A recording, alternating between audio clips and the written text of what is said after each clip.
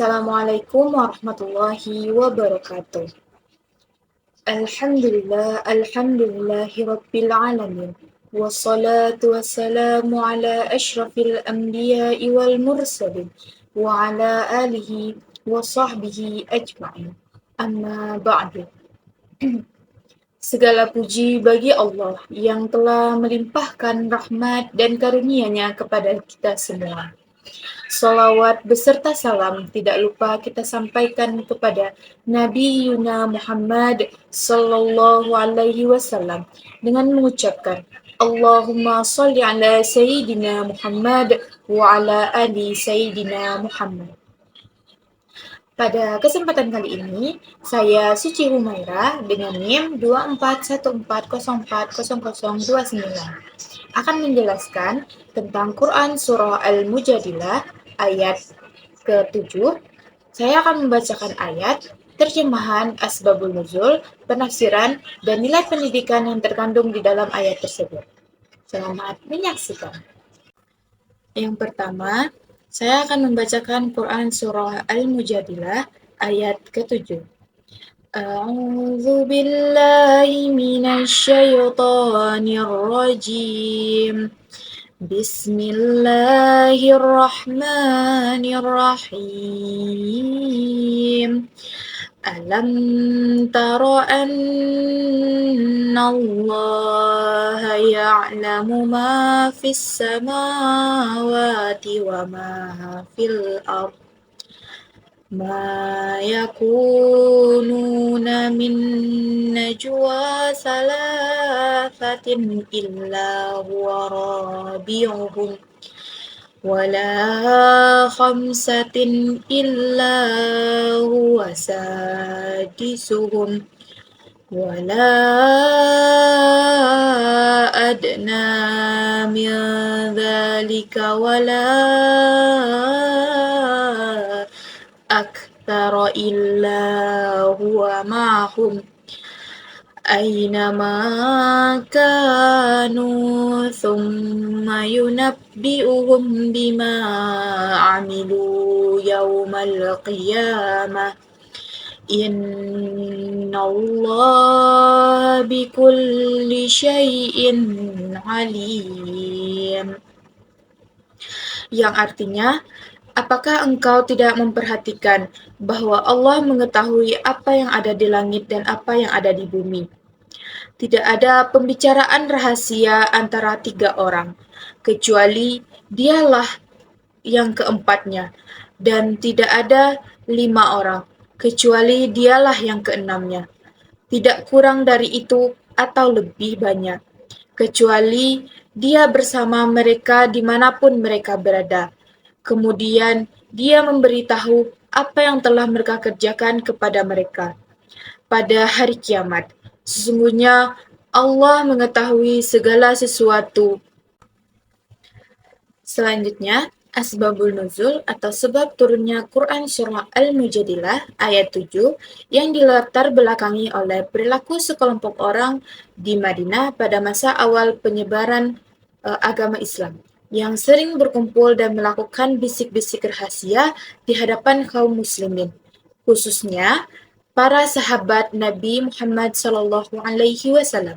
Perilaku ini sengaja dilakukan dengan tujuan untuk memicu kecurigaan, menimbulkan rasa takut, kekhawatiran, serta menyebarkan keresahan di tengah masyarakat muslim. Mereka berharap dengan bisi-bisi tersebut kaum beriman akan mengira ada rencana makar atau kejahatan yang sedang disusun terhadap mereka atau terhadap Rasulullah Shallallahu Alaihi Wasallam, sehingga mengganggu stabilitas dan persatuan umat Islam. Menanggapi tindakan provokatif dan mengganggu tersebut, turunlah Quran Surah Al-Mujadilah ayat 7 sebagai teguran keras sekaligus penegasan prinsip akidah yang mendalam. Allah Subhanahu wa Ta'ala menyatakan dalam ayat tersebut bahwa tidak ada satu pun permusyawaratan atau bisi-bisi rahasia, baik yang melibatkan 3 orang, 5 orang, atau jumlah berapapun yang mereka bicarakan, Kehadiran Allah di sini bukanlah secara fisik, melainkan dalam lingkup ilmu dan pengawasan yang meliputi segala sesuatu, dimanapun mereka berada, baik di darat, di laut, atau di tempat yang tersembunyi.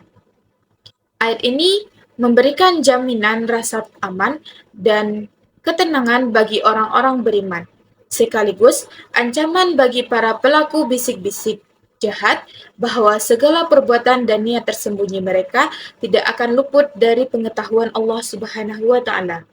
Dan pada hari kiamat nanti, Allah akan memberitahu semua yang telah mereka kerjakan. Selanjutnya, penafsiran dari Quran Surah Al-Mujadilah ayat ke-7. Yang pertama, tafsir menurut Al-Tabari. Beliau menjelaskan bahwa ayat ini secara keseluruhan menjelaskan tentang kekuasaan ilmu Allah yang meliputi segala sesuatu.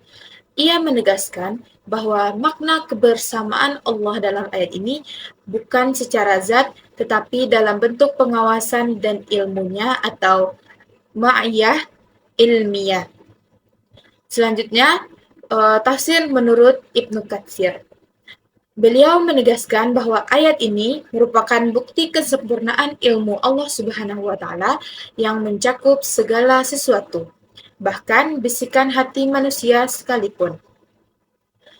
Selain itu, Ibnu Katsir mengaitkan ayat ini dengan hadis Nabi Muhammad SAW yang berarti, apabila 3 orang berada di suatu tempat, maka janganlah 2 orang berbicara secara rahasia tanpa melibatkan yang ketiga.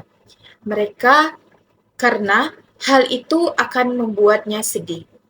Yang ketiga, tafsir menurut Wahbah Az-Zuhaili yang menjelaskan bahwa ayat ini menegaskan kekuasaan ilmu Allah Subhanahu wa taala dan pengawasannya atas seluruh makhluk.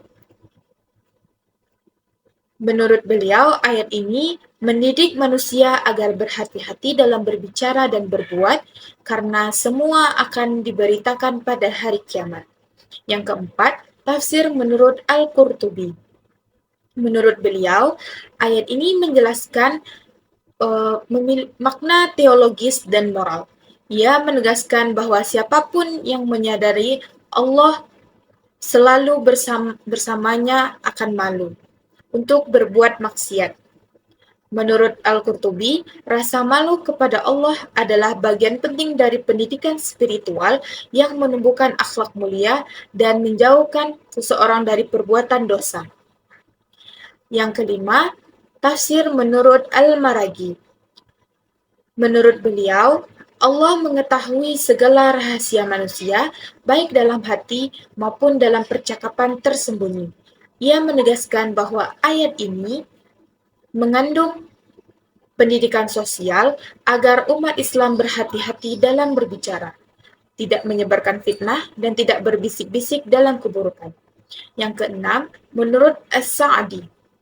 Menurut beliau, ayat ini menunjukkan kesempurnaan ilmu dan pengawasan Allah Subhanahu wa taala.